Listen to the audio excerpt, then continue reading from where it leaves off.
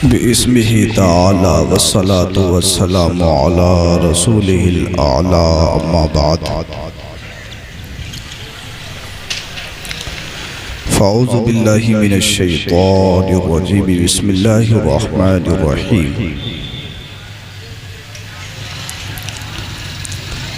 क़ाल अल्लाहु तबारक व तआला फ़िल क़ुरानिल मजीद वल फ़ुरक़ानिल हमीद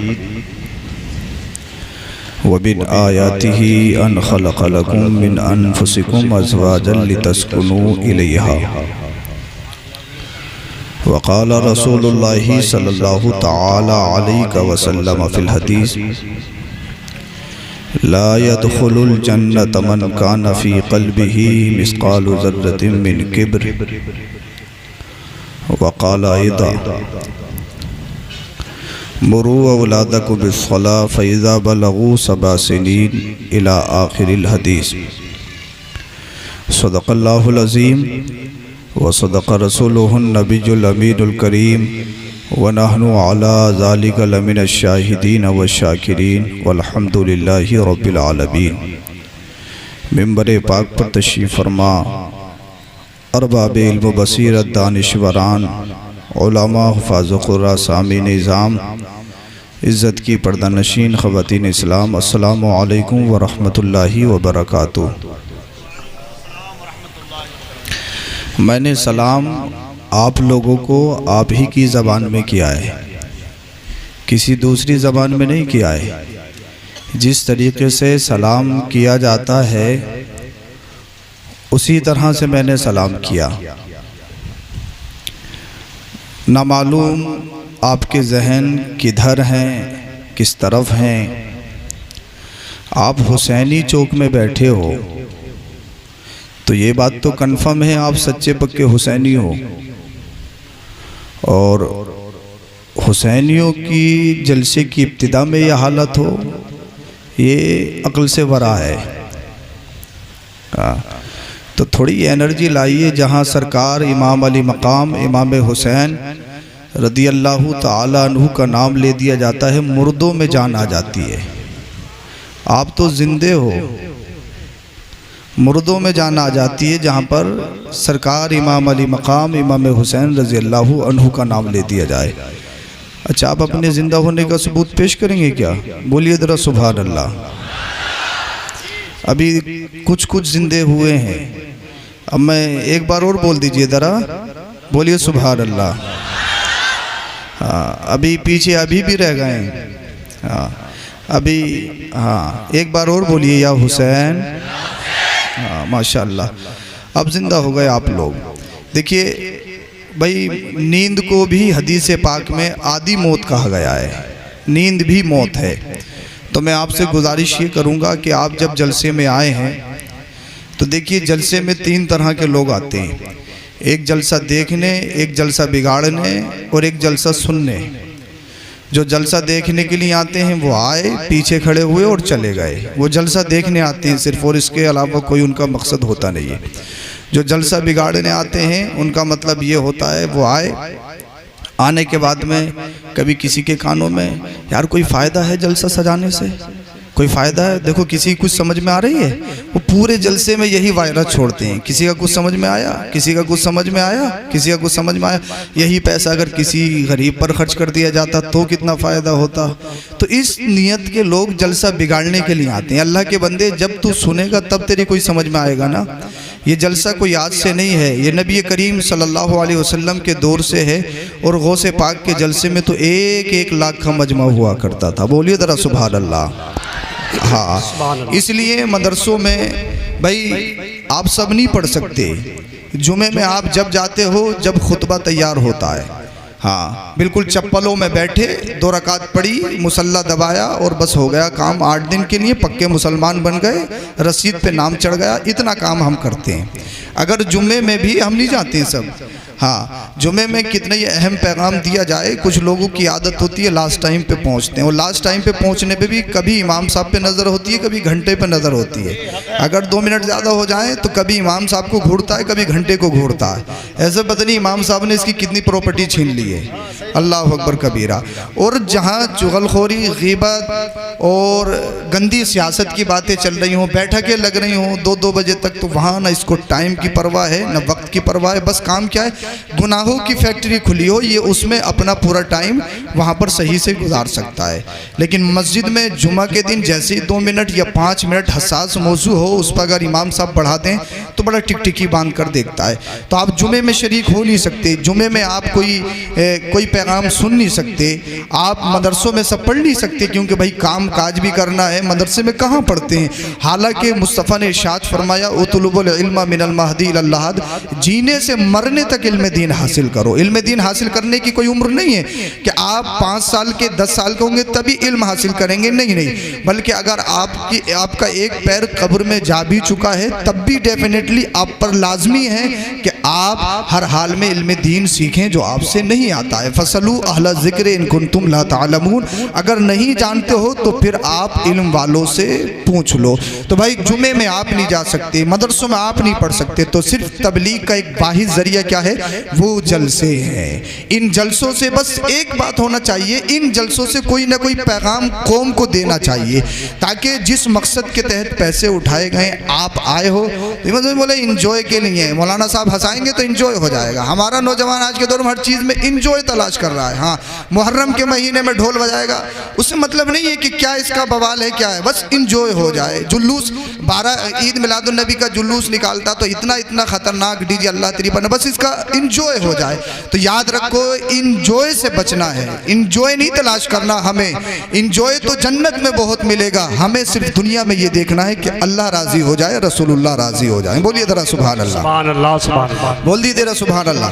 अगर आप बेदार हो गए तो इंशाअल्लाह मैं अपनी बात शुरू करूंगा और बहुत जल्दी इंशाअल्लाह वल अज़ीज़ ख़त्म करूंगा। मिंबर पाक पर आप देख रहे हैं उलमा का हसीन माशाअल्लाह मजमा मौजूद है। हमारे नकीब अहले सुन्नत एक मुनफरिद लहजा जनाब महराज बरकाती साहिब क़िबला बड़ी बेहतरीन ये निज़ामत फरमा रहे हैं, अल्लाह पाक मज़ीद बुलंदी अता फरमाए। उनसे पहले शायर अहले सुन्नत मौलाना हुसैन रज़ा नईमी साहब क़िबला ने बड़ा बेहतरीन पढ़ा, आपने सुना। हमारे कारी रफ़ी साहब ने, कारी मोहम्मद अशरफ साहब भी तशरीफ़ रखते हैं, मुफ्ती सलीमुल हक साहब और दीगर अहबाब ये तशरीफ़ रखते हैं। जनाब हाफिज़ कारी जनाब अली साहब ने अपनी शादी के हसीन मौके पर इस महफिल पाक को सजाया। परवरदिगार आलम इनके घर को जन्नती गहवारा बनाए। परवरदिगार आलम मौला ये जो निकाह करने के लिए जा रहे हैं इसमें खैर और बरकत अता फरमाए। आइए अर्ज़ो मारूफ से पेशतर मोहब्बत के साथ दरूद शरीफ का नजराना पेश करें। पढ़िए बाबा से बुलंद, अल्लाहुम्मा सल्ली अला सय्यदिना व मौलाना मुहम्मदिन व बारिक वसल्लम सल्लु अलैहि सलातु व सलामन अलैका या रसूल अल्लाह सल्लल्लाहु अलैहि वसल्लम। ए जन्नत तुझ में हुरो कुसूर रहते हैं, मैंने माना ज़रूर रहते हैं। ए जन्नत तू तवाफ़ कर मेरा, इसलिए मेरे दिल में हुजूर रहते हैं।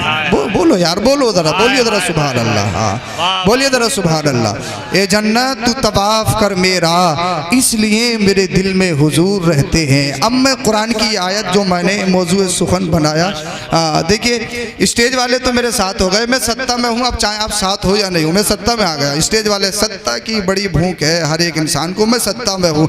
अब आपकी मर्जी है, इंशाल्लाह इतनी तो उम्मीद है आपको जो बताया जाएगा आप मोहब्बत के साथ सुनेंगे और इस जलसे से कोई ना कोई पैगाम लेकर जाएंगे, कौम को पैगाम दिया जाएगा। मैं जो आयत मैंने मौजूद सुखन बनाई, जिसको तिलावत किया, उसी के अकॉर्डिंग चंद मारूज़ात आपकी बारगाह में रखने। मैं कुरान की आयत पढ़ता हूँ, उसका तर्जुमा करता हूँ, बात आगे बढ़ाता हूँ।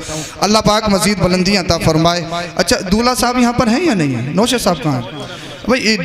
नौशा साहब आप आगे आइए। ड्राइवर अगर पीछे चला गया तो भाई बस खंती में जा सकती है, ड्राइवर साहब का आगे होना बहुत ज़रूरी है। हाँ नौशा साहब, क्योंकि ये बड़ी अच्छी बात है, ये आज मुझे हाथ लग गए, वरना दूल्हा हाथ नहीं आते हैं साहब। कोई चंदा लगवाने में व्यस्त होता, कोई कन की उंगली पे बहने बड़ी बड़ी खतरनाक, थोड़ी सी तो लगवा ही लो। ऐसा है कि इसके बगैर निकाह ही नहीं होगा। कोई चंदा, कोई ये और वो, ये अल्लाह का फजल करम है, ये इस लाइन से जुड़े हुए हैं, ये आज पहले ही हाथ लग गई, तो इनका होना ज़रूरी है, ये अहम है। बाकी सब बराती हैं, दूल्हा नहीं तो निकाह नहीं होगा, दूल्हा नहीं तो भाई भगा दिए जाओगे, खाना भी नहीं दिया जाएगा, इसीलिए दूल्हा को साथ रखना है। बचल के बोलिए जरा सुभान अल्लाह, बोलिए जरा सुभान अल्लाह। अब सुने, अल्लाह पाक कुरान करीम में इरशाद फरमाता है, वमिन आयातिही अन खलक़ लकुम मिन अनफुसिकुम अज़वाजन लितस्कुनु इलैहा। सुनो, अल्लाह की निशानियों में से एक निशानी ये है कि अल्लाह ने तुम ही में से तुम्हारे जोड़े बनाए। अल्लाह की निशानियों में से एक निशानी क्या है? अल्लाह ने तुम ही में से तुम्हारे जोड़े बनाए। अब देखिए अल्लाह अकबर कबीरा, अल्लाह पाक ने हर एक चीज का जोड़ा बनाया, हर एक चीज का जोड़ा बनाया। कोई भी इंसान अपने आप में कंप्लीट नहीं, मुकम्मल नहीं। मर्द औरत के बगैर कंप्लीट नहीं और औरत मर्द के बगैर कंप्लीट नहीं, यानी एक दूसरे के मोहताज हैं। मैं आपका मोहताज, आप मेरे मोहताज। ये नहीं है कि मैं सईद हूँ या मैं पढ़ा लिखा हूँ या ये पढ़े लिखे हैं तो ये सारे काम अपने हाथों से कर लें। नहीं नहीं, हर एक इंसान किसी ना किसी का मोहताज है। सिर्फ एक जात है जो किसी की मोहताज नहीं। या युहन्नासु अंतुमुल फुकरा इलल्लाह, सारे लोग अल्लाह के मोहताज, अल्लाहु समद, अल्लाह किसी का मोहताज नहीं। बाकी हर एक इंसान किसी ना किसी का मोहताज है। मैं इस माइक पे बोल सकता हूँ लेकिन इसको बना नहीं सकता हूँ। मैं इस सोफे पे बैठ सकता हूँ लेकिन इसको तैयार नहीं कर सकता। इसको तैयार करने के लिए कारपेंटर की जरूरत है, इसको तैयार करने के लिए इसके मास्टर की जरूरत है। मैं इसको बना नहीं सकता हूँ, इसीलिए मैं बेहतरीन इमारत में रह तो सकता हूँ लेकिन बेहतरीन इमारत की चिनाई नहीं कर सकता हूँ। मैं बेहतरीन कार में सफर तो कर सकता हूँ लेकिन कार को मैं तैयार नहीं कर सकता। मैं फ्लाइट में उड़ तो सकता हूँ लेकिन फ्लाइट में बना नहीं सकता। तो मतलब ये है हर एक इंसान किसी ना किसी का मोहताज। तुम मेरे मोहताज और आप मेरे मोहताज, मैं आपका मोहताज। इसी तरह हद तो ये है, जन्नत में देखिए अल्लाह पाक ने सबसे पहले किसको पैदा किया? हमारे और आपके बाप जनाबे सैयदुना आदम अलैहिस्सलाम को अल्लाह ने पैदा फरमाया। कहाँ है? जन्नत है भाई। जन्नत में न मकान की जरूरत, न सोफे की जरूरत, न इसकी जरूरत, न खाने की जरूरत, न पीने की जरूरत। वो तो दुनिया से उसका मामला अलग है, वहां तो हाथ पैर हिलाने नहीं पड़ती। फिर भी हजरत आदम अलैहिस्सलाम तलाश में थे, दिल नहीं लग रहा। कहाँ दिल नहीं लग रहा? जन्नत। यार जन्नत में कोई ऐसी चीज है दिल ना लगे, फिर भी तलाश में है। अल्लाह कोई हम नशी मिल जाए, कोई पार्टनर मिल जाए, कोई लाइफ पार्टनर मिल जाए जिसके साथ टाइम स्पेंड हो सके। अल्लाह कोई जलीस मिल जाए, कोई रफीक मिल जाए, कोई हबीब मिल जाए। फिर अल्लाह पाक ने उनकी ख्वाहिश और मंशा के मुताबिक उनकी बाईं पसली से जनाबे सय्यदा हजरत हव्वा रदियल्लाहु ताला अन्हा को पैदा किया। तो मतलब ये है कि कोई भी इंसान अपने आप में मुकम्मल नहीं, कंप्लीट नहीं। अब सुनो कुरान क्या कहता है। कुरान कहता है वमिन आयातिही अन खलक़ लकुम मिन अनफुसिकुम अज़वाजन लितस्कुनु इलैहा। अल्लाह की निशानियों में से एक निशानी यह है कि अल्लाह ने तुम ही में से तुम्हारे जोड़े बनाए। अब अल्लाह रब्बुल इज्जत ने औरत को अपनी निशानी आयतुल्लाह कहा है। औरत को क्या कहा? आयतुल्लाह। औरत मेरी निशानी है। जिस तरीके से कुरान अल्लाह की निशानी आसमान, अल्लाह की निशानी जमीन, अल्लाह की निशानी काबा, अल्लाह की निशानी सफा, अल्लाह की निशानी मरवा, अल्लाह की निशानी, इन्हीं निशानियों में से औरत को अल्लाह ने फरमाया औरत आयतुल्लाह है, अल्लाह की निशानी है। अब मुझे बताइए आप, अल्लाह अकबर कबीरा, जिस घर की निस्बत अल्लाह की तरफ हो जाए, मस्जिद अल्लाह का घर है ना, तो मस्जिद और हमारे आम घरों में फर्क है। हम नापाकी की हालत में मस्जिद में जा नहीं सकते, हम दुनियावी गुफ्तगू मस्जिद में कर नहीं सकते। हालांकि जो ईंटें हमारे पर्सनल घर में लगी हैं वही ईंटें मस्जिद में लगी हैं। जो मसाला हमारे घरों में लगा है वही मसाला मस्जिद में लगा है। लेकिन मस्जिद का मकाम बहुत बुलंद, हमारा घर का मकाम वो मकाम नहीं है। क्या मतलब है? उसको निस्बत हो गई खास अल्लाह से, वो अल्लाह का घर हो गया, वो बैतुल्लाह हो गया। अब मुझे बताएं, जिसकी निस्बत अल्लाह से हो जाए उसकी अजमत बढ़ जाती है, उसकी कद्र बढ़ जाती है, उसका मकाम बढ़ जाता है। जब अल्लाह पाक ने औरत को कहा औरत अल्लाह की निशानी है, तो अल्लाह पाक ने औरत का कितना बड़ा मकाम कर दिया, औरत के मर्तबे को बढ़ा दिया। अब बहुत सारी खवातीन दुनिया में ये कहती हैं, वो एक नारा लगाती हैं, हमारा जिस्म हमारी मर्जी, हमारा जिस्म हमारी मर्जी। अल्लाह अकबर कबीरा। वो कभी ट्रिपल तलाक को लेके, कभी हिजाब को लेके, कभी पर्दे को लेके वो ये कहती है कि इस्लाम ने हमें चार दीवारी में रखा, हमें कैदी बनाया। जरा आप अगर तवज्जो से सुनना है बोलिए जरा सुभान अल्लाह।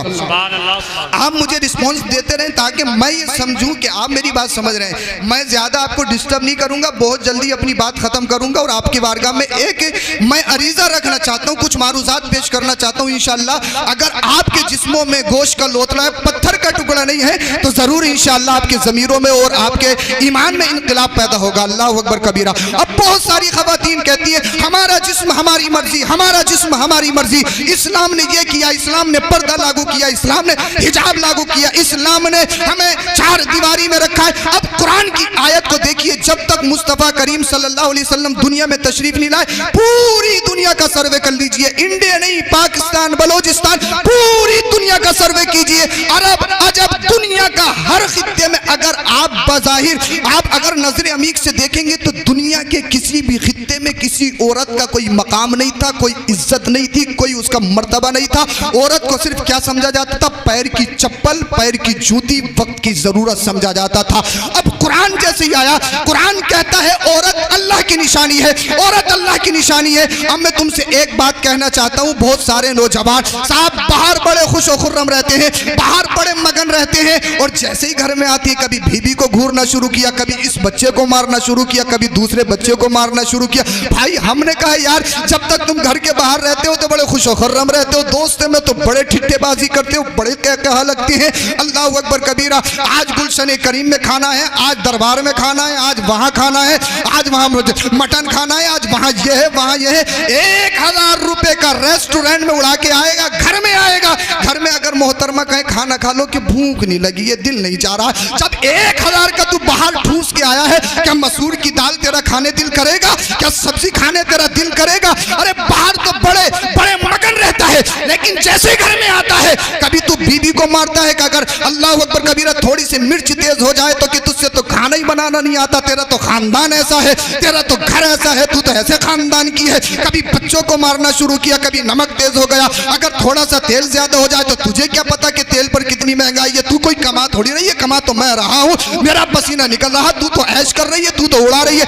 तरह तरह के बुरे बुरे अलकाब से मेरा नौजवान पुकारता है अल्लाह अकबर कबीरा। लेकिन कुरान की आयत क्या कहती है वो सुनिए। कुरान कहता है औरत अल्लाह की निशानी है। अब मुझे बताओ, जब औरत अल्लाह की निशानी है तो क्या औरत की इंसल्ट की जाएगी? क्या औरत की बेइज्जती की जाएगी? क्या औरत को सबको सितम किया जाएगा? क्या औरत को गाली गलौज की जाएगी? क्या औरत को अल्लाह अकबर कबीरा मारा जाएगा? क्या औरत को पीटा जाएगा? क्या औरत को घूरा जाएगा? अल्लाह अल्लाह, तुम किसकी इंसल्ट कर रहे हो? ये अल्लाह की निशानी है, अल्लाह की निशानी है, ये अल्लाह की निशानी है। तो फिर औरतों की इंसल्ट नहीं करती है, औरतों को गाली नहीं देना है, औरतों को अल्लाह अकबर कबीरा मारना पीटना नहीं है।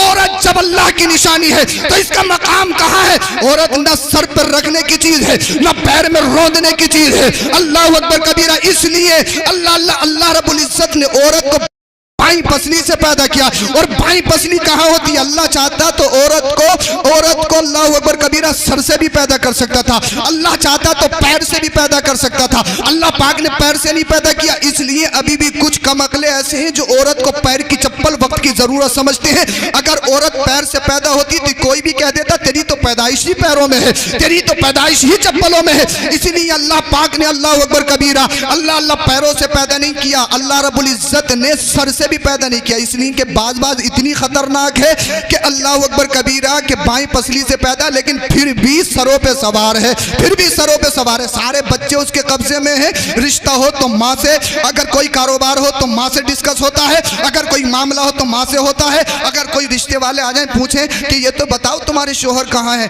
उनसे भी बात करनी है तो बड़ी मगन से कहती वो तो सीधे हैं, वो तो सीधे हैं, कुछ जानते ही नहीं, हमसे बात करो। अरे वो सीधे नहीं है, तूने उसको सीधा बनाया है, तूने उसको चपरासी बना दिया है। तो मतलब ये है औरत न पैर में न औरत पैरों में डालने की चीज है, न सर पे बिठालने की चीज है। अल्लाह पाक ने औरत को बाईं पसली से पैदा किया है। और बाईं पसली देखोगे तो ये दिल के करीब होती है। तो मतलब ये है औरत न पैरों में डाली जाएगी, न सर पे चढ़ाई जाएगी। औरत का मकाम दिल है, औरत को दिल से प्यार करो, अल्लाह तुम्हारे घरों को जन्नती के हवाला बना देगा।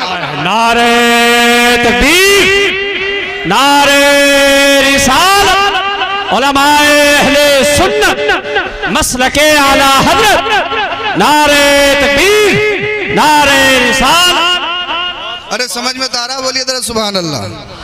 नौजवानों के तो मतलब की बातें हो रही, बोलिए जरा सुभान अल्लाह। कुरान कहता है औरत अल्लाह की निशानी है। जब ही अल्लाह की निशानी है तो इसे भी अपनी निशानी को समझना होगा। ये नहीं कि थोड़ी थोड़ी सी बात पे आसमान उठाए फिर रही है। और सबसे बड़ी जो जड़ है ना झगड़े की, वो बताऊं मैं अपने तजर्बे के मुताबिक। बीवी के घर वालों को थोड़ा सा कुछ कह दो, साले को कह दो थोड़ा सा, फिर देखो कैसे खोलेगी तुम्हारी। तेरी खाला ऐसी, तुम्हारी फूफी ऐसी, तुम्हारी दादी ऐसी, तुम्हारी नानी ऐसी। वो बस ऐसी बात है भाई, जब हमारी बहनें हमें नहीं कहलवा सकती, अरे भाई हमारी बहनें जब हमें नहीं कहलवा सकती तो हमारे घर में वो भी तो किसी की बहन है ना। बेशक बेशक। सबसे बड़ी लड़ाई की जड़ यही है। मैंने बहुत तजर्बा किया है। कितनी लड़ाई हो, अगर साले साहब लंगड़े भी हो तब भी ये मत करो लंगड़ा के चलना है, कहो कि स्टाइल में चलना है, सब कुछ ठीक रहेगा। इसीलिए अगर घरों में सुकून चाहते हो तो एक दूसरे को समझना होगा, एक दूसरे की इज्जत नफ्स का ख्याल रखना होगा, एक दूसरे को इंपॉर्टेंट देना होगा, तभी घर जन्नती गहवारा बनेगा, वरना लड़ाई फसाद का अड्डा बन जाता है। कुरान कहता है हमने औरत को, कुरान कहता है, अल्लाह पाक फरमाता है औरत अल्लाह की निशानी है। अब मुझे बताओ, बहुत सारी औरतें ये कहती हैं हमारा जिस्म हमारी मर्जी, हमारा जिस्म हमारी मर्जी, हम पे पर्दा लागू किया, हम पे ये लागू किया, हम पे ये लागू किया। मैं उनको अल्लाह कहता हूँ, मैं उनको चैलेंज करता हूँ, पूरी दुनिया की हिस्ट्री पढ़िए, अल्लाह अकबर कबीरा, जब तक मुस्तफ़ा करीम सल्लल्लाहु अलैहि वसल्लम दुनिया में तशरीफ नहीं लाए। अरब के बारे में आपने सुना होगा, अरब के अंदर अगर किसी के यहाँ पर बच्ची पैदा हो जाती ना, बेटी पैदा हो जाती, अल्लाह अकबर कबीरा, लोग ये समझते कि हम मनहूस हैं, लोग उसको मनहूस समझते थे, औरत को, बेटी को लोग बेबरकती समझते थे। अल्लाह अल्लाह कुरान के बारे में, कुरान जिसके बारे में कहता है बिअय्यि ज़ंबिन कुतिलत, अल्लाह अकबर कबीरा, जिसके घर में बेटी पैदा हो जाए वो अपनी बेटी को अपने हाथ से कब्र खोद के फिर जिंदा बेटी को कब्र में रखता था। अब मुझे बताएं भाई, जानवर अपने बच्चों से प्यार करते हैं, लेकिन ये लोग कितने सख्त हो चुके थे, इनके दिल कितने पत्थर हो चुके थे, अपनी बेटियों को अपने हाथों से दबाते थे। ये अरब का मामला है। अल्लाह अल्लाह, अगर किसी का शोहर मर जाता था ना, जो बेवा हो जाती थी, जो बेवा हो जाती थी, उसके साथ ये सुलूक किया जाता था, उसका मकान अलग, उसके बर्तन अलग, उसका खाना पीना अलग, कोई उसके साथ नहीं खाता था, कोई उसके बर्तन में नहीं खाता था, कोई उसके साथ रहता नहीं था। और हद तो ये थी, उसका एक जुलूस निकाला जाता था, अल्लाह अकबर कबीरा, उसके गले में तरह तरह के हार डाले जाते थे, जब उसका जुलूस निकलता था उस पर बकरियों की मैंगनियां फेंकी जाती थी। अल्लाह अल्लाह, अल्लाह अकबर कबीरा, जिसका शोहर मर जाए उसके साथ ये अरब वाले ये सुलूक करते थे। अल्लाह अकबर कबीरा। हिंदुस्तान में आओ तो हिंदुस्तान की हिस्ट्री ये बताती है, राजा ताहिर ने अपनी सगी बहन से शादी की थी। इस हिंदुस्तान में ये होता था, अगर किसी का नौजवान अगर शोहर मर जाए तो उसकी बीवी को उसके साथ जिंदा जला दिया जाता था। अल्लाह अल्लाह, जब औरतों पर इतना जुल्म होने लगा, जब बच्चियों को जिंदा दबाया जाने लगा, जब बच्चियों पर जुल्म की इंतहा हो गई, तब छोटी छोटी बच्चियों ने अपने दामन को रब की बारगाह में फैलाया और अर्ज की, अल्लाह इसमें हमारी कौन सी खता है, इसमें हमारी कौन सी गलती है, हमें लोग ये कब तक दबाते रहेंगे, ये लोग हम पे कब तक जुल्म करते रहेंगे, कब तक हमें दबाया जाता रहेगा, कब तक हमें मारा जाता रहेगा। ये अल्लाह, इन जालिमों के जुल्म से कब हमें नजात मिलेगी, कब हमें सुकून मिलेगा। जब बच्चियां रोई गिड़गिड़ाई, रब की बारगाह में इल्तिजाएं करने लगी, आहो पुका करने लगी, गिरिया बाजारी करने लगी, ये अल्लाह हमें कौन इंसाफ दिलाएगा। पूरी दुनिया में जुल्म और तशद्दुद के पहाड़ ढाए जा रहे हैं, कोई बेटी की तरफ से पल बोलने वाला नहीं है, कोई बेटी की बचाव में बोलने वाला नहीं है, कोई बेटी को इज्जत देने वाला नहीं है, कोई बेटी का मकाम अपनी नजरों में लाने वाला नहीं है। सारे लोग बेटियों की नजरें हिकारत से देखते हैं, सारे लोग बेटियों को पैर की चप्पल समझते हैं, सारे लोग ये तसव्वुर करते हैं हमारे घर में बेटी होगी तो हमारा कोई दामाद बनेगा। ये नंगोहार की बात है। ये अल्लाह हमें कौन इंसाफ दिलाएगा, कौन सी पावर इंसाफ दिलाएगी, कौन सी हुकूमत इंसाफ दिलाएगी, कौन सी सत्ता हुकूमत इंसाफ दिलाएगी। तब बच्चियों ने रो रो कर गिड़गिड़ा कर जब दुआएं की थी तो गैब से आवाज आई थी, ए बच्चियों अब तुम्हें रोने की जरूरत नहीं है, तुम्हें गिड़गिड़ाने की जरूरत नहीं है। अब मैं मक्का की सरजमी पर अब्दुल्ला के घर में हजरत आमिना के शिकम से मेरा नबी मोहम्मद रसूलुल्लाह आ रहा है, वो मेरा नबी मक्का में आएगा, लेकिन सारी दुनिया की औरतों को पस्ती से उठाकर आसमान की बुलंदी पे रख दे। बेशक सुभान अल्लाह। नारे तकबीर, नारे रिसालत, फैजाने आला हजरत, मसलके आला हजरत सैयद अफरोज मियां साहब क़िबला, नारे तकबीर, नारे रिसालत। वाह वाह वाह। अब मुझे बताइए किसने दिया ये मकाम औरतों को, किसने इज्जत दी है बेटियों को। आज दुनिया कहती है बेटी पढ़ाओ बेटी बचाओ, बेटी पढ़ाओ बेटी बचाओ, बेटी पढ़ाओ बेटी बचाओ। ये नारा कोई आज का नहीं है, बल्कि 1400 साल पहले मक्का की सरजमी पर हमारे नबी ने एक नारा दिया था, अरे बेटी बचाओ जन्नत में जाओ, बेटी बचाओ जन्नत में जाओ। जब ये नारा लगा था आमिना के लाल ने फरमाया था, अल्लाह अकबर कबीरा, ये लोगों तुम ये समझते हो तुम्हारे घर में बेटी आ गई तो बेटी नहुसत है, तुम ये समझते हो तुम्हारे घर में बेटी आ गई तो बेटी बेबरकती है। सुनो मैं मोहम्मद, अगर बेटी बेटी नहुसत होती, बेबरकती होती, तो मैं मोहम्मद बेटियों का बाप नहीं होता, मैं मोहम्मद बेटियों का बाप नहीं होता। मेरे घर में एक बेटी नहीं, अल्लाह ने कई कई बेटियां अता की हैं, अल्लाह ने कई कई बेटियां अता की हैं। और फिर मदीने वाले मुस्तफ़ा ने इरशाद फरमाया, ए मेरे गुलामों सुनो सुनो, तुम बच्चियों को अपने हाथों से जिंदा दबाते हो, तुम बच्चियों को अपने हाथों से अल्लाह अकबर कबीरा कब्र खोद के दबाते हो। अब बच्चियों पर जुल्म नहीं किया जाएगा। मदीने वाले मुस्तफ़ा ने इरशाद फरमाया था, जिसके घर में बेटी हो अल्लाह की रहमतों का नुज़ूल होता है। जो जो बेटी पैदा होने की खुशी मनाएगा वो मेरे साथ इस तरीके से जन्नत में जाएगा। यानी जिस दर्जे में मैं जन्नत में जाऊंगा उसी पैराडाइज में मेरे साथ वो मेरा गुलाम जन्नत में जाएगा, जो बेटी पैदा होने की खुशी मनाए। फिर मदीने वाले मुस्तफ़ा ने इरशाद फरमाया, जिसके घर में बेटी हो उसने उसका निकाह कर दिया, उसकी जन्नती होने की जमानत मैं लेता हूँ। बोलिए जरा सुभान अल्लाह। ये लोगों तुम्हें बेटों पर बड़ा फख्र होता है, मेरा बेटा वकील है, मेरा बेटा जज है, मेरा बेटा ये है, मेरा बेटा वो है। पहले जमाने में भी लोग अरब के अंदर बड़ा फख्र करते थे, मेरे पास 5 हैं, मेरे पास 10 बेटे हैं, मेरे पास 15 बेटे हैं, एक बेटा उस ओहदे पर फाइज है, दूसरा बेटा उस ओहदे पर फाइज है, बड़ा फख्र करते थे। लेकिन उसी दौर में मदीने वाले मुस्तफ़ा ने एक इनकलाब पैदा किया था, इनकलाबी नारा लगाया था। वो नारा ये था, अब अल्लाह अकबर कबीरा, तुम्हें बेटों पर फख्र होता है, लेकिन जो सारी कायनात का मालिक है, जो सारी कायनात का मालिक है, जो दुनिया का भी मालिक है, जन्नत का भी मालिक है, वो मोहम्मद बेटों पे फख्र नहीं करता है, वो तो बेटियों पर फख्र करता है। उसे प्राउड है तो बेटियों पर प्राउड है। अल्लाह अल्लाह। अब जिन सहाबा ने अपने हाथों से बच्चियों को दबाया था, अब वो रोने लगे, उनके जो दिल पत्थर हो चुके थे वो बिल्कुल नरम हो गए, नरम और नाजुक रेशम की तरह हो गए, रोने लगे, गिड़गिड़ाने लगे। अल्लाह अल्लाह। अल्लाह के रसूल की बारगाह में अर्ज करते हैं, या रसूल अल्लाह, हमने तो बड़ा जुल्म किया है, हमने तो अपनी जिंदगियां तबाह कर ली है, हमने तो अपने आप को बर्बाद कर लिया है। हम तो ये समझते थे जब तक आप नहीं आए थे, हमने बेटी को अपने हाथ से दबाया है तो हमने तो बहुत अच्छा काम किया है, हमने तो बहुत सरबुलंदी का काम किया है। लेकिन या रसूलल्लाह हम तो हलाक हो गए, अब हमें जन्नत कैसे मिलेगी? हमने इन हाथों से कई कई बेटियों को दफन किया है। अल्लाह अल्लाह। रो रहे हैं, गिड़गिड़ा रहे हैं और सब दिल में तमन्ना करते हैं। जैसे ही मदीने वाले मुस्तफा ने नारा दिया था, बेटी बचाओ जन्नत में जाओ, बेटी बचाओ जन्नत का टिकट पाओ, बेटी बचाओ जन्नत की जमानत ले लो, जब ये नारा दिया था तो हर सहाबी के दिल में एक तमन्ना थी, काश कोई अल्लाह कोई बेटी मेरे घर में भी पैदा कर दे, कोई बेटी मेरे भी घर में आ जाए। मैं कहने लगा, यार वो दरिंदा दिल लोग, वो सख्त दिल लोग जब तक मदीने वाले मुस्तफा ना आए थे बेटियों को अपने हाथों से दबाते थे, लेकिन मदीने वाला मुस्तफा आ गया तो अब तमन्ना कर रहे हैं, कोई काश बेटी हमारे घर में भी होती, कि मैं भी बेटी का बाप होता, मैं भी बेटी का बाप होता। इसलिए इस सारी दुनिया में एक इनकलाब पैदा करने वाला और बेटियों को इज्जत देने वाला वो कोई और नहीं है, वो आपको और हमारा नबी है। बेशक बेशक, सुभान अल्लाह। अरे भाई बोल दो जरा सुभान अल्लाह। मैं बड़ी मेहनत से बोल रहा हूँ, बोलिए जरा सुभान अल्लाह। सुभान अल्लाह। समझ में तो आ रहा है ना आपकी? जी। किसने नारा दिया था? ये तो आज का नया नारा है कि बेटी पढ़ाओ, बेटी बचाओ। मदीने वाले मुस्तफा ने नारा दिया था, बेटी बचाओ डायरेक्ट जन्नत में जाओ। बोलो जरा सुभान अल्लाह। बेटी बचाओ डायरेक्ट जन्नत में जाओ।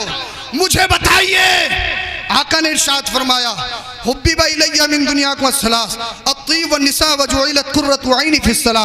आका ने इरशाद फरमाया, ये लोगों मुझे तुम्हारी दुनिया की 3 चीज़ें बहुत पसंद है, मुझे खुशबू बहुत पसंद है और मुझे औरतें बहुत पसंद है। औरत चाहे माँ की शक्ल में हो तो मुझे माँ भी बहुत पसंद है। बोलो बोलो बोलो भाई सुभान अल्लाह बोलिए। औरत अगर बहन की शक्ल में हो तो मुझे बहन भी बहुत पसंद है। औरत अगर बेटी की शक्ल में हो तो मुझे बेटी भी बहुत पसंद है। औरत अगर बीवी की शक्ल में हो तो मुझे बीवियां भी बहुत पसंद है। किसने दिया ये नारा? औरतों को ये मकाम देने वाला। और आगे बढ़िए, आका ने इरशाद फरमाया, अगर औरत बेटी की शक्ल में है तो बाप के लिए रहमत, बहन की शक्ल में है तो भाइयों के लिए रहमत, अगर बीवी की शक्ल में है तो शोहर के लिए रहमत, और माँ बन जाए तो आका ने इरशाद फरमाया, अल जन्नतु तहत अक़दामिल उम्महात। सुनो सुनो, अल्लाह और उसके रसूल ने जन्नत को समेट के माँ के कदमों में रख दिया है। तो इतना बड़ा मकाम और मर्तबा देने वाला औरतों को ये पस्ती से निकालकर आसमान की बुलंदियों पर पहुंचाने वाला, जो अपने आप को कहे मैं एजुकेटेड हूँ, मैं तरक्की याफ्ता हूँ, मैंने ये इल्म हासिल कर लिया, मुझे फुला फन में बड़ी महारत हासिल है, फिर वो इस्लाम से आंखें लड़ाए, वो इस्लाम से अल्लाह अकबर कबीरा मुकाबला करे। अरे कभी अपने पिछले दौर को तो देख, जब तक कुरान नहीं आया था, जब तक हदीस नहीं आई थी, जब तक मदीने वाले मुस्तफा नहीं आए थे, दुनिया में तुझे कोई इज्जत नहीं देता था। मदीने वाले मुस्तफा आए, दुनिया में तुझे इज्जत मिलने लगी, तुझे दुनिया में मकाम मिलने लगा। तो ये किसका सदका है? ये आपके और हमारे नबी का सदका है। बोलिए जरा सुभान अल्लाह। हमारे और आपके नबी का सदका है। अब अल्लाह के रसूल ने इरशाद फरमाया, तुनकहुल मरअतुल अरबा, 4 वजहों से औरतों से निकाह किया जाता है। शादी कितनी वजहों से की जाती है? इधर देखिए भाई, शादी कितनी वजहों से की जाती है? 4। वो कोई नई चीज नहीं है, कुर्सी है जिस पे आप बैठे हैं, वो कुर्सी है, विधायक की कुर्सी नहीं है, वो आम कुर्सी है जैसे आप और हम बैठे हैं। आप उसे मत देखिए, आप मुझे देखिए, मेरी बात सुन लीजिए। हाँ, अल्लाह अकबर। 4 वजहों से निकाह किया जाता है। मालदारी की बुनियाद पर, लोग मालदारी की बुनियाद पर निकाह करते हैं। भाई मोटे घर से शादी करेंगे तो माल मसाला मिलेगा, हमारी भी बिगड़ी बन जाएगी। वैसे तो बिल्कुल निकम्मे हैं, कुछ करना कराना थोड़ी ठलुए हैं, कुछ मिल जाएगा तो काम बन जाएगा। हाँ, पेट बहुत बड़ा, पेट तो कभी भरा ही नहीं। खुलिक़ल इंसानु हलुआ, कुरान कहता है इंसान को हमने लालची पैदा किया। ये खोपड़ी कभी नहीं भरती है और ना भरेगी, इसीलिए इसको भरने के चक्कर में मत रहो, ये भरने वाली नहीं है। अल्लाह अकबर कबीरा। माल की वजह से, और कभी इंसान शादी करता है खूबसूरती की वजह से, हुस्न जमाल, हुस्न तजम्मुल, ब्यूटी की वजह से इंसान शादी करता है। और कभी कभी इंसान शादी करता बैकग्राउंड की वजह से। बैकग्राउंड क्या? भाई फुला ख़ानदान में वोट ज़्यादा है, उसके यहाँ की बेटी कर लेंगे तो प्रधानी में खड़े होंगे तो वहाँ से वोट मिल जाएंगे, हमें प्रधानी मिल जाएगी। लोग इस नियत से भी करते हैं निकाह हैं। हम सभासद में खड़े होंगे, वहाँ से वोट मिल जाएंगे तो हम सभासद बन जाएंगे, चेयरमैन बन जाएंगे। लोगों की नियत है। अल्लाह अकबर कबीरा। तो बहुत सारे लोग बैकग्राउंड देख के भी निकाह करते हैं। और आका ने इरशाद फरमाया, चौथी चीज़ ये है, दीनदारी देखकर निकाह करो। आका ने इरशाद फरमाया, यहूद और नसारा हैं जो जमाल देख के, मालदारी देख के और बैकग्राउंड देख के शादी करते हैं। सच्चा पक्का मुसलमान तो वो दीनदारी देख के निकाह करता है। अरे बोलिए जरा सुभान अल्लाह। दीनदारी देख के निकाह करता है। अब आओ मदीने वाले मुस्तफ़ा को देखिए। अल्लाह के रसूल सल्लल्लाहु अलैहि वसल्लम से ज़्यादा मालदार कोई है? नहीं। कोई है? नहीं। कोई है? एक मर्तबा नबी करीम सल्लल्लाहु अलैहि वसल्लम अपने पेट से पत्थर बांध के आए। हज़रत आयशा सिद्दीक़ा रज़ी अल्लाह ताला अन्हा की आंखों में आंसू अर्ज़ करने लगी, या रसूलल्लाह, अल्लाह से इतनी तो दुआ कीजिए हमें फाकों की नौबत तो ना आए, कम से कम अल्लाह इतना तो हमें दे दे कि हमारे पेट से पत्थर बांधने की नौबत ना आए। मेरे मुस्तफ़ा ने इरशाद फरमाया, आयशा तुम क्या ये समझती हो कि मुझ पर गरीबी ज़बरदस्ती तसल्लुत की गई है, मुझे ज़बरदस्ती गरीब बनाया गया है? अर्ज़ करती हैं, या रसूलल्लाह फिर क्या मतलब? आका ने इरशाद फरमाया, आयशा ये 2 पहाड़ देख रही हो? या रसूलल्लाह देख रही हूँ। अगर मैं हुक्म कर दूँ तो मेरे साथ सोने चांदी के बन के चलें? अरे बोलो बोलो बोलो, सोने चांदी के बन के चलें। और ये साहब बात ही नहीं है, अगर मदीने वाले मुस्तफ़ा हुक्म कर देते तो नहीं बनते क्या? कर देते तो। अरे जब कंकरियों से कलमा पढ़वा लें, जानवर बोलने लगे, पेड़ उखड़कर मुस्तफ़ा की वारगाह में आ जाए, अगर अल्लाह के रसूल इशारा कर दें तो सोने चांदी के नहीं बनते क्या? नहीं बनते क्या? या रसूलल्लाह फिर आप चाहते क्यों नहीं? आका ने इरशाद फरमाया, सुनो, पत्थर इसलिए बांधता हूं पेट से, जब मेरी उम्मत में कुछ अमीर होंगे, उनकी फैसिलिटी बड़ी आला होगी, उनके खाने बड़े अच्छे होंगे, उनके लिबास बड़े उम्दा होंगे, वो ब्रांड पहन के बड़े एटीट्यूड फैशन में रहेंगे, अपने बालों में झटके मारेंगे, उन्हीं गलियों में, उन्हीं के पड़ोस में कुछ गरीब भी पलेंगे जो रोजाना कमाएंगे, खाएंगे, रक्षा चलाएंगे।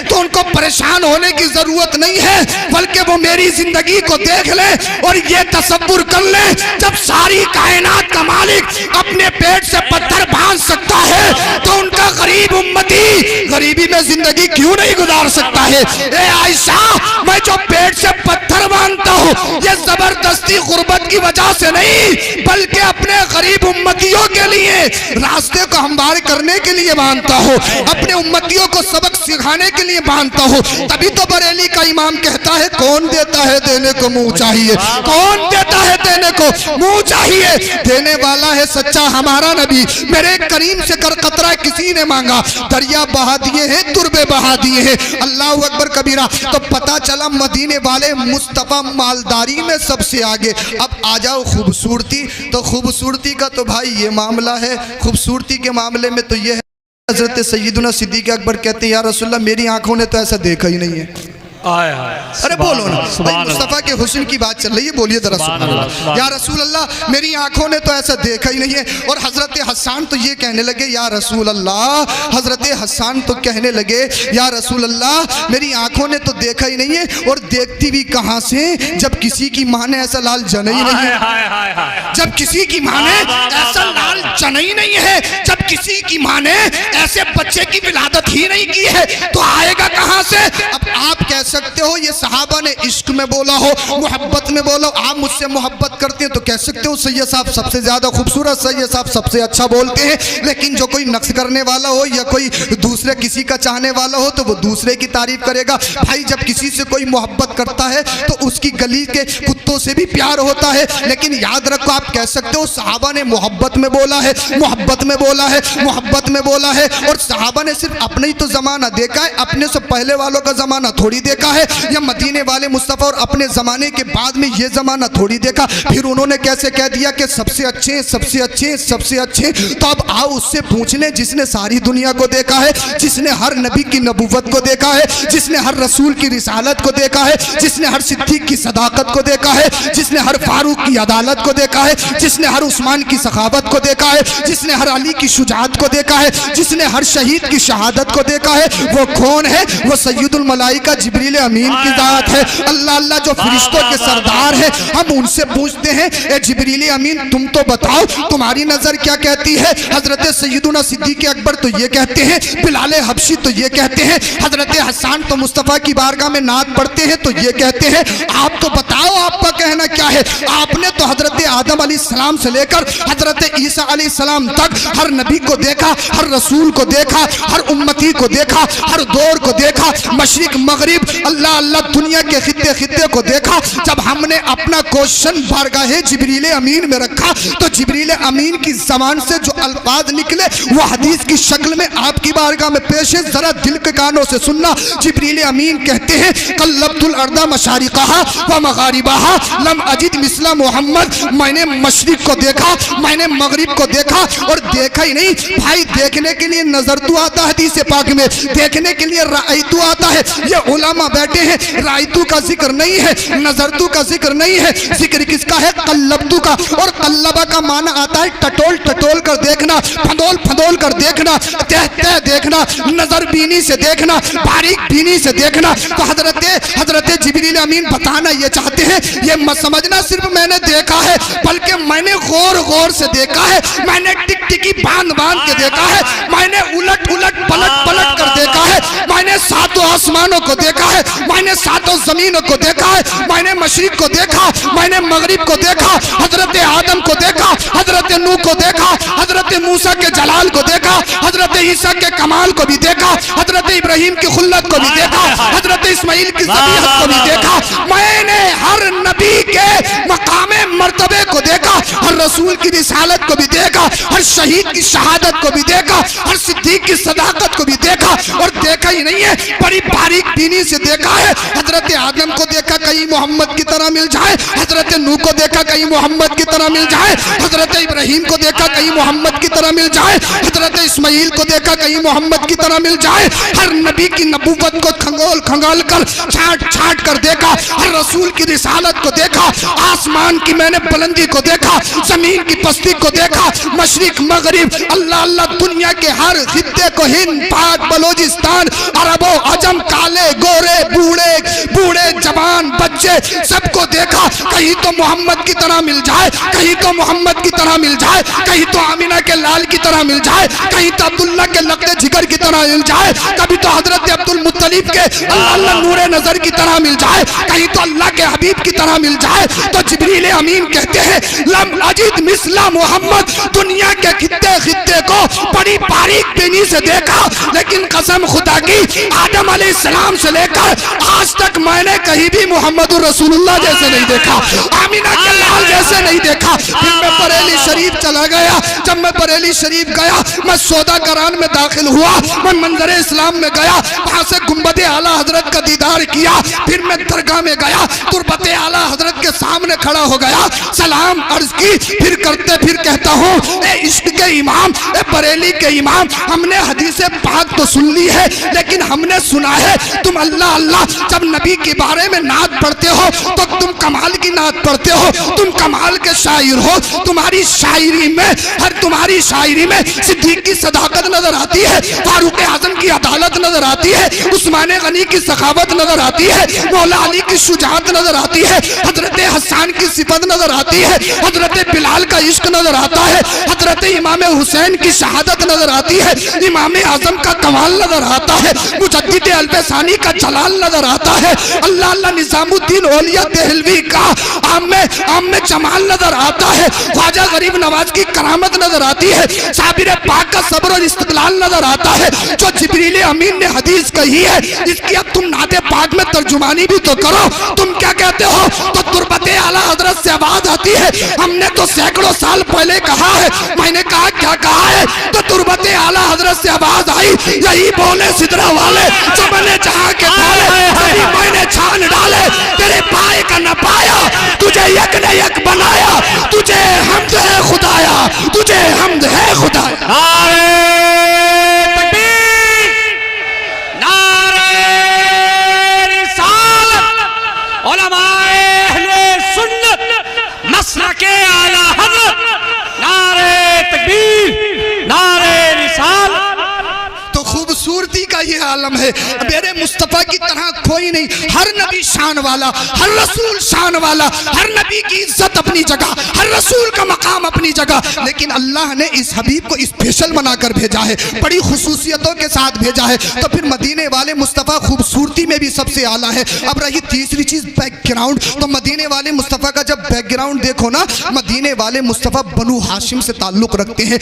आपकी बारगाह में अगर आपके मोहल्ले में कोई सैयद ज़्यादा आ जाए, चाहे दाढ़ी हो या ना हो, नमाज पढ़ता हो या नहीं पढ़ता हो, आप सिर्फ ये देखते हैं इसकी रगों में खून रसूल दौड़ रहा है, आप उसकी ताजीम करते हैं। तो जिसकी ताजीम करते हैं उनका ताल्लुक बनु हाशिम से है, और मेरे मुस्तफ़ा उस बैकग्राउंड, उस खानदान की जड़ है। तो ये बताओ, मेरे मुस्तफ़ा का खानदान भी सबसे आला है, मुस्तफ़ा का बैकग्राउंड भी सबसे आला है। फिर ये बताइए, जो जमाल में सबसे आला हो, जो माल में सबसे आला हो, जो खानदान में सबसे आला हो, कितने रिश्ते आते होंगे, कितने रिश्ते आते होंगे। दुनिया की हर हसीन लड़की चाहती थी मेरा निकाह आमिना के लाल से हो जाए, दुनिया की हर कवारी लड़की चाहती थी मेरा निकाह मोहम्मद रसूलुल्लाह से हो जाए, दुनिया की हर मालदार लड़की ये चाहती थी मेरा निकाह आमिना के लाल मोहम्मद रसूलुल्लाह से हो जाए। लेकिन तारीख पलटते हैं, 1400 कुछ साल पहले चलते हैं। आओ मुस्तफ़ा की जिंदगी को देखो। फिर मदीने वाले मुस्तफ़ा जो 25 साल की उम्र में है, खूबसूरती ऐसी दुनिया में आज तक कोई आया नहीं।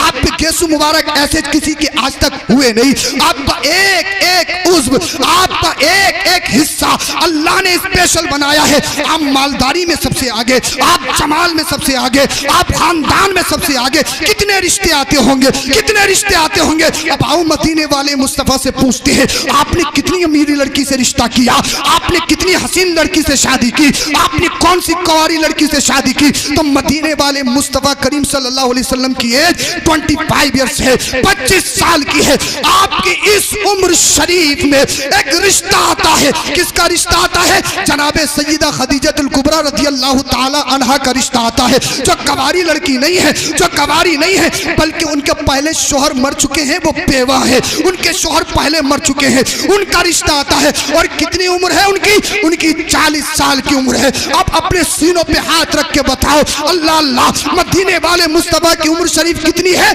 25 साल की है। जो आपके लिए निकाह का पैगाम आया है, उनकी उम्र शरीफ कितनी है? 40 साल की है। और वो कवारी लड़की नहीं है, वो बेवा है, बेवा। तो मदीने वाले मुस्तफ़ा ने किसी बादशाह की लड़की से निकाह नहीं किया, मदीने वाले मुस्तफ़ा ने किसी हाकिम की बेटी से निकाह नहीं किया, मदीने वाले मुस्तफ़ा ने किसी कवारी लड़की से निकाह नहीं किया, बल्कि मदीने वाले मुस्तफ़ा ने अब से अपना सबसे पहला निकाह, सबसे पहली शादी 25 साल की मुकम्मल जवानी में जो किया, एक 40 साल खातून हजरत सय्यदा खदीजतुल कुबरा से किया। और दुनिया वालों को बता दिया, अब बेवाओं पर जुल्म नहीं किया जाएगा, अब बेवाओं को सताया नहीं जाएगा।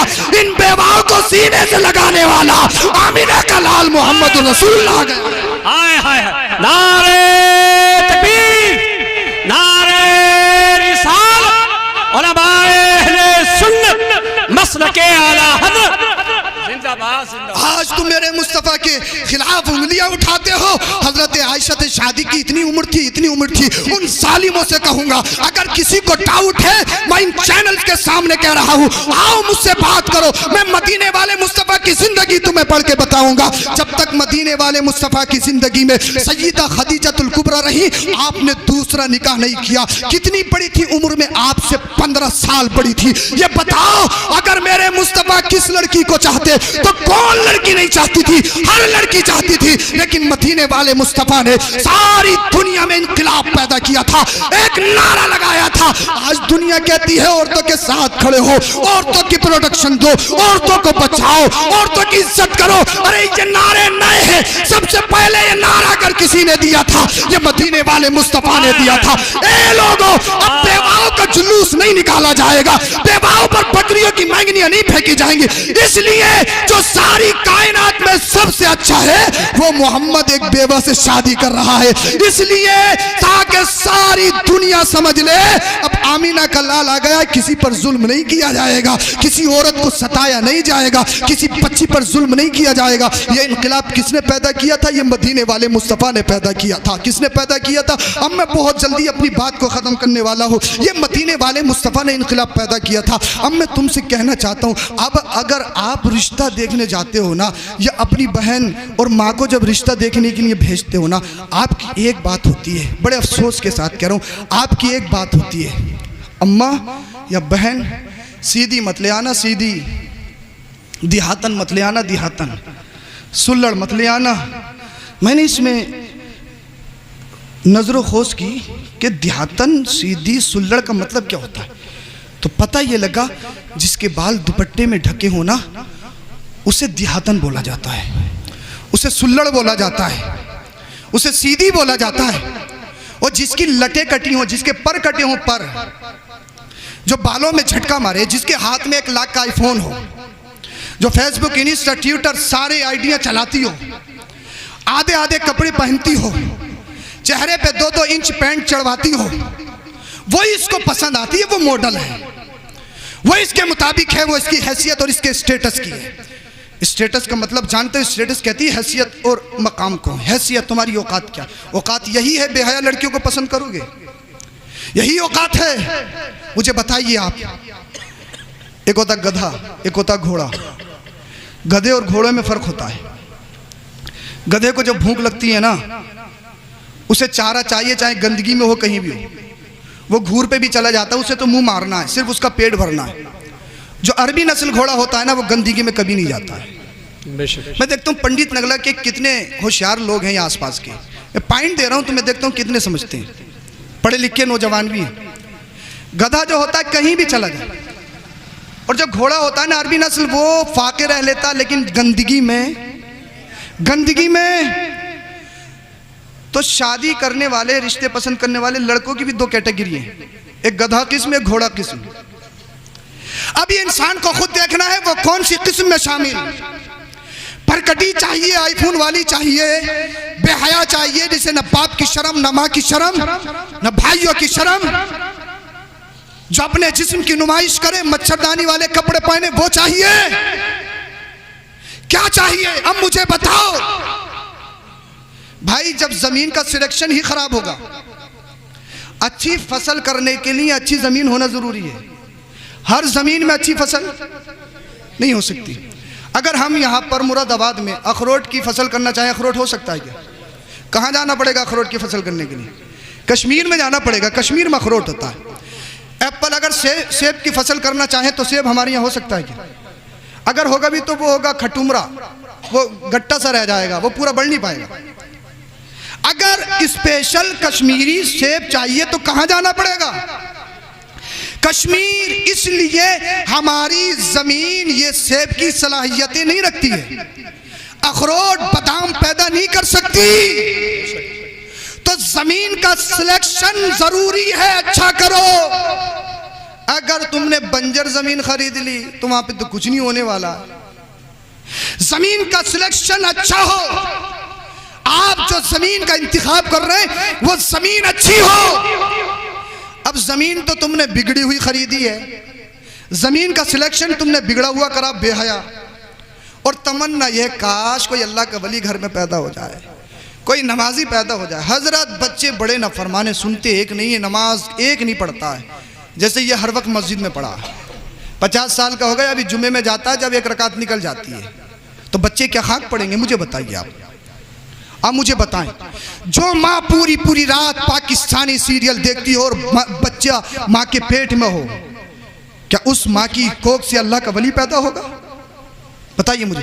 जो पूरी पूरी रात फिल्में देखती हो, रात को सोती हो तो एक स्टेटस लगा के, और सुबह को उठती हो तो फौरन स्टेटस चेंज होता हो, क्या उस माँ की कोख से कोई अल्लाह का वली पैदा हो सकता है? कोई गोश्त पैदा हो सकता है? कोई अब्दाल पैदा हो सकता है? नहीं हो सकता। उससे पबजी पैदा होगा, उससे मोटू पतलू पैदा होगा, उससे शक्तिमान जूनियर जी पैदा होगा, उससे बेहया और हीरो पैदा होंगे। इसीलिए अगर बच्चे अच्छे पैदा करना चाहते हो, अच्छी फसल चाहते हो, तो जमीन का अच्छा सिलेक्शन होना जरूरी। जुमला दे रहा हूं एक, जरा नोट कर लेना। जमीन का अच्छी जमीन का सिलेक्शन, चुनाव, इंतखाब होना जरूरी। अगर जमीन मेरे मुस्तफा की सबसे छोटी बेटी, चहेती बेटी, लख्ते जिगर, नूरे नजर, सैयदा ताहिरा जाहिदा आबिदा खातून जन्नत, सैयदतुन निसा, सैयदा फातिमा ज़हरा रज़ियल्लाहु ताला अन्हा की शक्ल में हो, उस जमीन से जो पैदावार होती है उसे करबला का हुसैन कहा जाता है। नारे तकबीर, नारे रिसालत। बहुत अच्छे से। इसीलिए हुसैन हर घर में पैदा नहीं होते। हुसैन के लिए फातिमा चाहिए, गौसे आजम के लिए फातिमा सानी चाहिए, नेक पैदा करने के लिए माँ नेक चाहिए, आबिद पैदा करने के लिए माँ आबिदा चाहिए, नमाजी पैदा करने के लिए माँ नमाजी चाहिए। जिस दिन तुम सैयदा फातिमा ज़हरा की सच्ची पक्की कनीज़ अपने घर में ले आओ, अल्लाह तुम्हारे घरों को जन्नती गहवारा बना देगा। इसीलिए जमीन का सिलेक्शन अच्छा करो। अगर जमीन का सिलेक्शन खराब, नस्ल बर्बाद, मुआशरा बर्बाद। इसीलिए अपनी माँ बहनों से कहूंगा, अगर बच्चों को अच्छा करना चाहती हो तो सबसे पहले खुद अच्छी हो जाओ।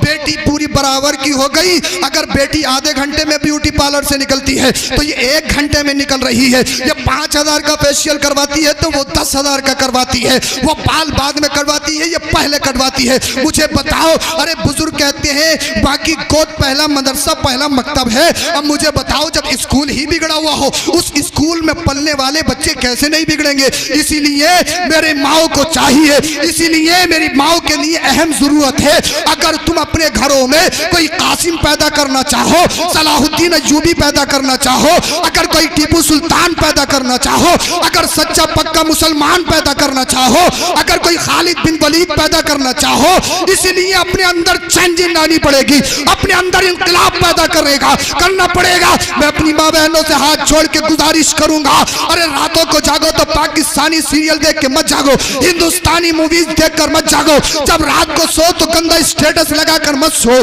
जब सुबह को उठो तो गंदा स्टेटस देखकर मत उठो। अगर तुम्हें जागना है तो रसूलुल्लाह पर दरूद शरीफ पढ़ के जागो। जिस दिन तुमने मुस्तफा पर सोने से पहले दरूद शरीफ पढ़ लिया, अरे तू सो जाएगी, तेरे ख्वाब में मदीने वाले मुस्तफा तशरीफ लाएंगे। अगर तेरी कोख में कोई बच्चा पल रहा है, मेरे मुस्तफा की ज़ियारत की बरकत से वो बच्चा जमाने का वली होता हुआ नजर आएगा। इसीलिए इनकलाब पैदा करो, इनकलाब पैदा करो, इनकलाब पैदा करो। मैं अपने अंदर करूं, आप अपने अंदर करो। कुरमा शरीफ पढ़िए, ला इलाहा इल्लल्लाहु मुहम्मदुर रसूलुल्लाह, अस्तगफिरुल्लाह अल अज़ीम।